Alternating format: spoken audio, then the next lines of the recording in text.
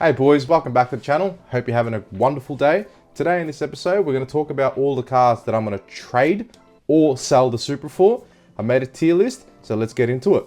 I thought I'd try something new. I don't know if it's going to be to your flavor, but I want to try something new. I can't be bothered doing all the same things every now and then. I want to spice things up, so I appreciate anyone that actually sits down and watches this throughout. For those who don't know what a tier list is, so this is a tier list. You have the standard, which is obviously the S, A, B, C, D, E. S being the best, and then obviously working down to E, which is obviously the worst. In this episode, we're going to talk about all the cars that I would actually trade to Supra for. So let's begin with this little absolute sleeper of a car. For those who don't know what this is an Audi RS6. The engine that this has is a 5-litre V10 twin turbo. So if you never saw the badges, if you never saw the big brakes, you never saw any of the things that make it an RS6, you would never know that it has a V10 in it with a twin turbo. They're absolutely weapons of a car, but they're heavy. That's the only thing. They're really heavy, and as they're getting older now, they're getting upwards of 10 plus years. The reliability factor plays a big part in these cars, and that would probably be the most dissatisfying part of this car is the reliability. They're very stout cars, don't get me wrong, but with age, everything starts falling apart and just failing. So you don't even know if you're gonna find parts for these because they never really sold that many of them in Australia. That would make it very difficult to source parts. It's mainly the parts issue that would be the downfall for this car, and the reliability of German cars, like I said before. They're cool cars, but I couldn't see myself buying this. Like I said, they never sold that many of them. I don't think they even sold like 1,000 of these in Australia, so they're quite rare as well. I might be wrong actually, but correct me if I'm wrong. But that's the thing, like it's just the rarity and the parts and the reliability. So if only it wasn't such a rare car and the parts were readily available and cheap, because German parts aren't cheap, man. So yeah, if it was available and all those criterias were met, I would probably swap it, but it doesn't meet that criteria, so this would probably sit in the D section. Like, it's not completely the worst car in the world, but it's not the best car for my circumstances as well. Plus, all the cars that I probably would swap the Supra for has to have a little bit of work done to it. Like, I'm not going to swap a car for a I'm not going to swap a high horsepower Supra for a standard, vehicle that has no work done to it or anything like that, because what's the point of going backwards in my eyes? Because if you're going from such a hectic car to such a boring shitty car, then what's the point of swapping it at all? You gotta have a little bit of spice. On to the next car. This, I'm sure you all know what this is. This is not a 22B, because 22Bs are like fucking $300,000. I can't afford that. This is a two-door WRX STI GC8. This is the poor man's 22B in my eyes, because you can't afford a 22B, just buy this. It's like you buy a Cayman because you can't buy a 911. Same thing, but now the Caymans are better, sort of. These are really cool as well. I'd definitely swap them. I'd definitely swap my Supra for these as well, but it has to have a little bit of work. And then we go back to that terrible note of reliability again. Subarus are prone to head gasket issues, even if you don't drive them. So that would sort of be the downfall for me for swapping my car for this. There's plenty of parts to repair it on the cheap, but at the same time, how often do you want to be changing head gaskets? Like, you'd have the car more off the road than actually driving it. It's all cool and all, but at the same time, like, you want to just sort of jump in and just start driving it, Like, the Supra's gotten to that point now where I just jump in, start it, have no problems, and just drive it, enjoy it. These, you'd probably spend more time repairing head gaskets than actually driving it, though this will be probably not the ideal car for me. In saying that, it's not totally out of the option of cars that I would buy, so this would probably sit around C. So there's that as well, and it's Japanese. Japanese cars are sick. The next car on the list is this bloody Aussie icon, mate. This is a Holden HSV Club Sport R8, the LSA engine. These are there's a lot that comes in this package, because when you think about it, it's got a 6.2 litre V8 that's supercharged, automatic or manual depending on your variant or whatever your choice, user preference. It's, yeah, it feels like it's just so much, there's so much power that just comes out from factory. You can even do a tune, exhaust, intake, and a little bit of boost, and they're cracking like 500-600 kilowatts at the wheels. It's fucking phenomenal how much power these things have. I would 100% swap this for the Supra as well, because it's just cool. The parts are available for everything. There's a lot of aftermarket support for these as well, which makes it even easier to buy and modify and use it, and just to enjoy the car, because there's a lot of support for it. This is probably one of the higher ranking cars that I would swap for. At the end of the day, it is a Commodore, but it's still cool. It's no Supra. I understand, like, for swapping a Supra for a Commodore is like two different ends of the spectrum. But if it's a cool Commodore, then it'd be all right. This is Australian made, designed, except for the engines, back when Holden used to be around. Unfortunately, it's not around anymore, which is sad, because Aussie motoring went downhill from there. No cars that are made in Australia. The government didn't support us. The parent companies didn't support companies that were in Australia, so it made it harder for them to support themselves. Cost of everything was going up. It was just, yeah, it was a grim time in Aussie motoring history, which is sad, but these are pretty cool, and they will hold their value and go up in value at the same time. So I definitely own one.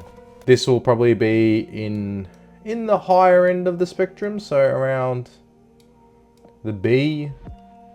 Ooh, I'm gonna put, I don't know if I can put in the middle. If I can put in the middle, can I put in the middle?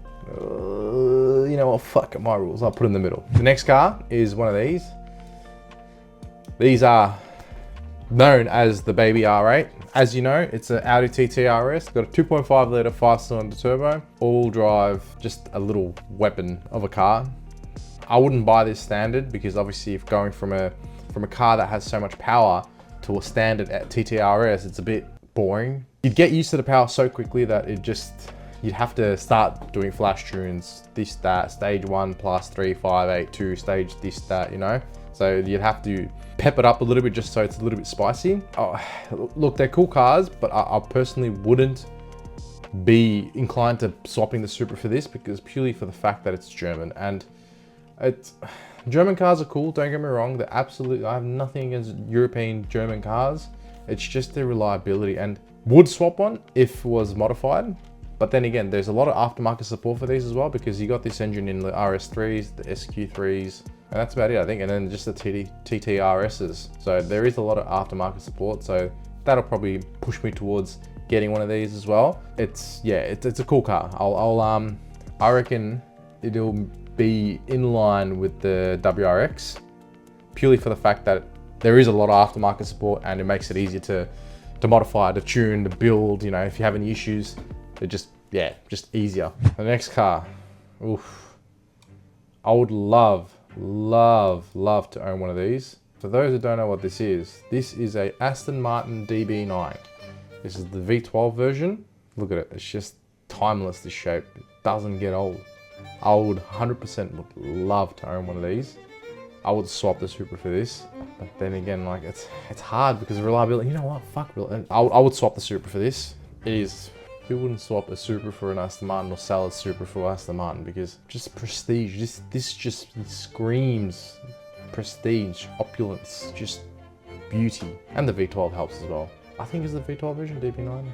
The DB9 Vantage is the V8 version, yeah. So this is the V12 versions. If we didn't go based on reliability, this would be probably up there in the Bs or in the As. But again, reliability, cost of maintenance, price point at this stage is pretty cheap compared to what they are, but then you don't know how much more they're going to depreciate in the coming years, which makes it even harder, because you don't want to lose money on well, cars are liabilities to begin with. So you're going to lose more money regardless of how much you try not to lose money, but it's inevitably going to lose money. So you have to think about that as well, because if I do end up selling this, I won't be able to sell it for as much as what I bought it for. That's the hard thing with European cars. It's just difficult to retain their value for a long period of time, unless it's marked or specialed or just something that's very limited. Then you can retain its value, or if it's a 911 GT3. I don't know what goes with them, but they retain their value so well. It's crazy. But yeah, I would this would be a car that I would definitely own, because it's definitely in the price range. If we were going purely based on not the reliability and cost of maintenance, it would sit around here. But since we are going on based on maintenance and everything in between of owning a car of this caliber, it'll sit in line with the RS6, just because of how costly it'd be in the long run. The next car is the mighty Ford FPV F6. For those who don't know what this is essentially the Aussie version of the 2J. It's a 4-litre straight 6 cast iron block GTX 35 from factory. These were very, very cheap to modify. Best bang for buck. All you have to do is intake, exhaust, tune, and you're cracking like 350, 300, and don't quote me, but upwards of like 350 kilowatts before you had to start doing valve springs, timing guides, chains, and shit like that. So they were pretty stout. They had the ZF 6-speed in it as well, which was phenomenal and still is to this day. Parts are readily available because these were essentially used as a taxi, the base model ones. So the chassis that these are based off is the Falcon, and the Falcon essentially was a universal car where they had many variants of Falcons, but then they had the FPV version, which was like the special version, which had the I think it was the Miami, the V8 supercharged, and then they had the Barra turbo in it as well. Then cars outside of FPV just had NA 6s, which is the Barra, but NA, you had the gas Barras as well. There was an abundance of versions of these. This I would definitely swap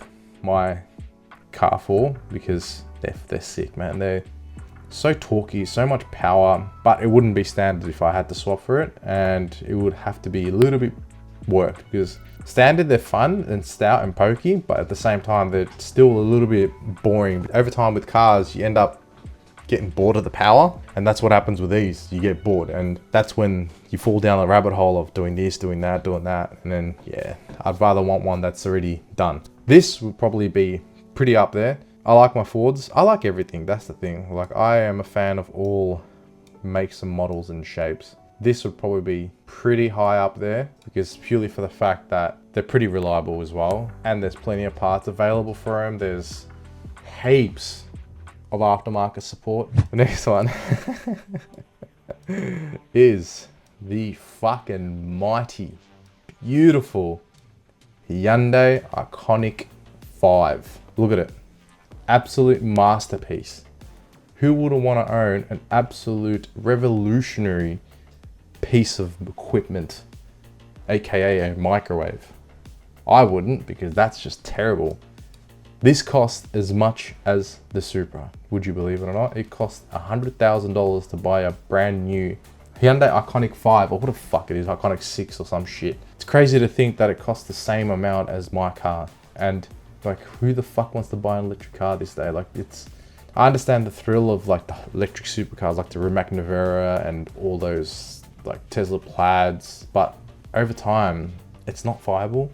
You're not going to get what you paid for it over time. So I definitely don't want to buy an electric car, to be honest. I just threw this in here just to piss cunts off because it's funny.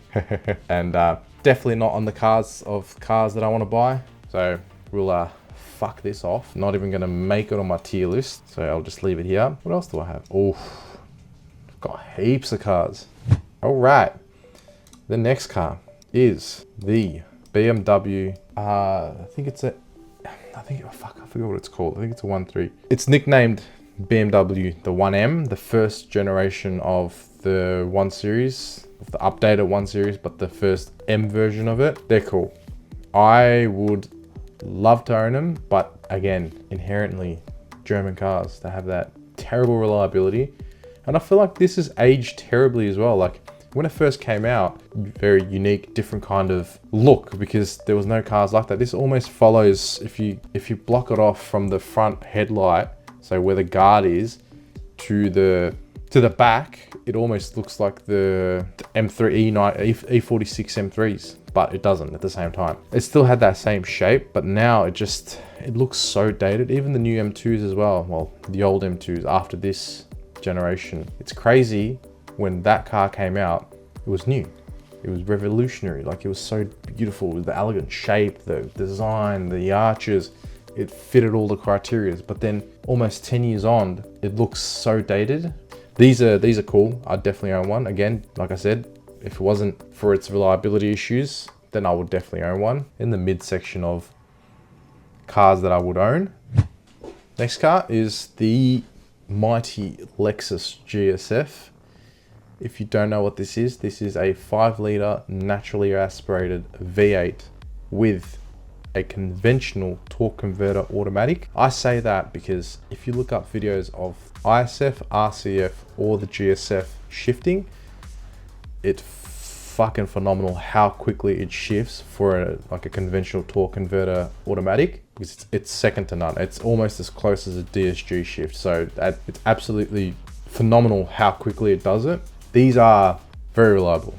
As you all know, Toyota owns Lexus. Incredible reliability history with their products. I don't know how they are right now. I've heard some mixed stories about their new 4-cylinder engines and the V6 twin turbo engines.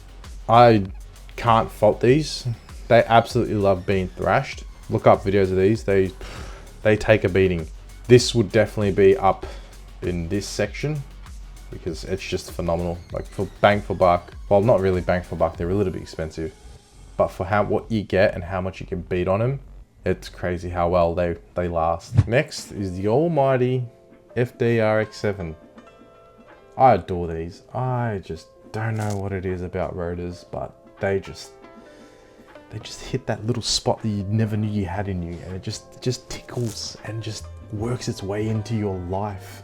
Because why wouldn't it? Because, why wouldn't it? It's a rotor. There's nothing that sounds as good as what these things sound. I personally would deal with the reliability issues just so I can have a peripheral port 13B rotor. Plus there's a lot of aftermarket support for this now, so like the apex, all the seals have been updated. There's no more old technology, so engines do last longer nowadays, so there's that as well, which makes it reliable per se.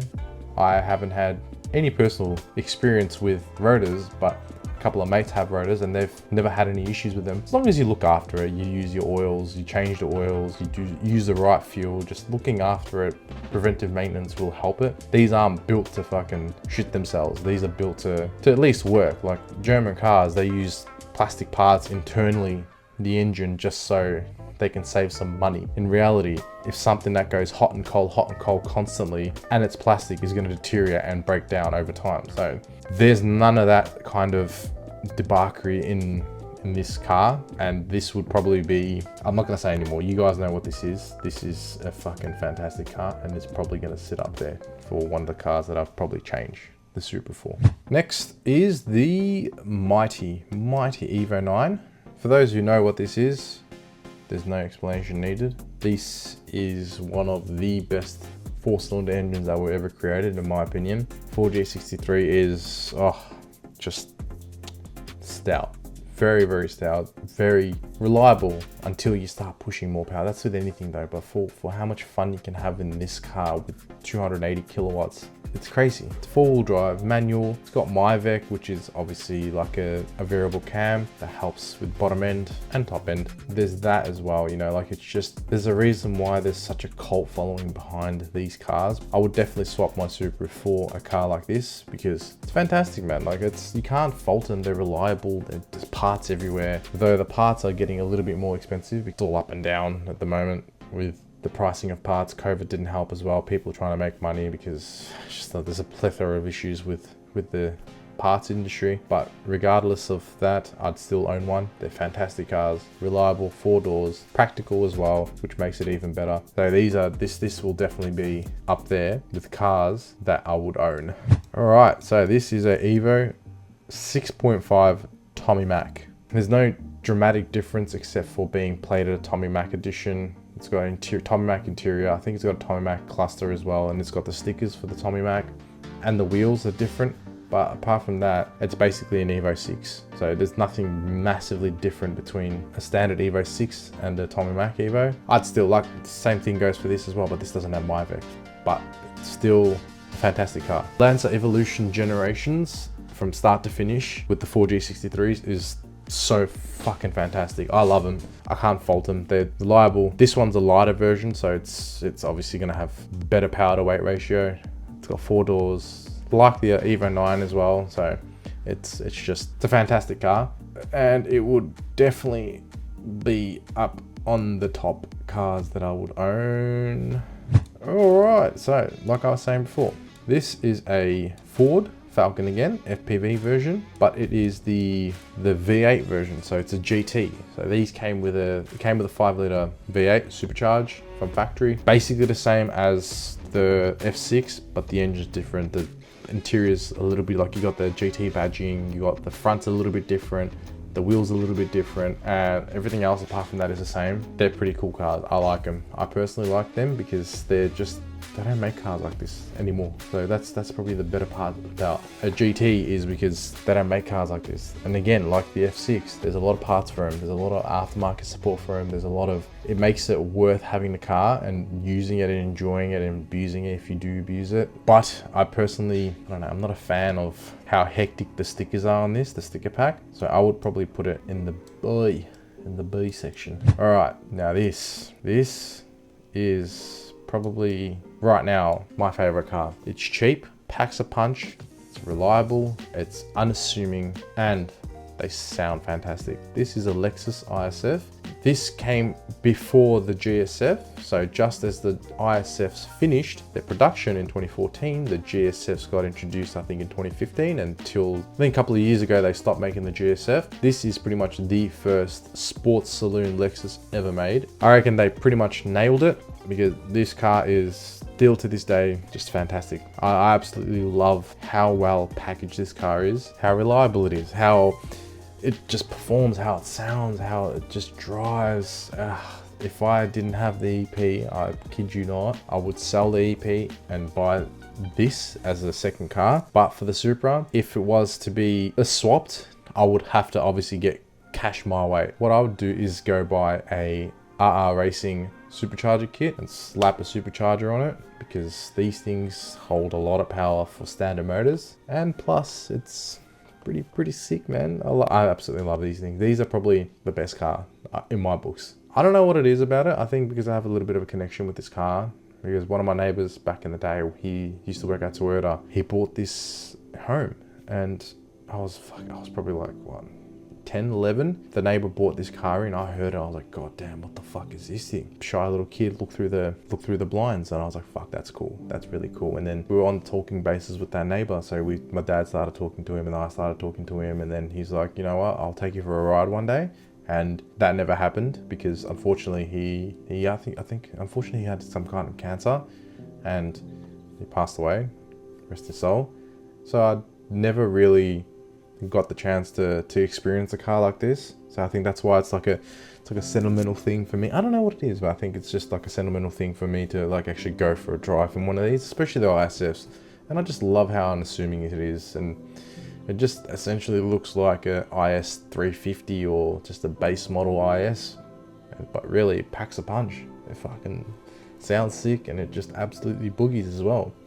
I really adore these cars. This would probably be a little bit higher than what all the other cars would be comparatively to my rankings, because of, I'm going to be biased, emotional connection that I have with that car.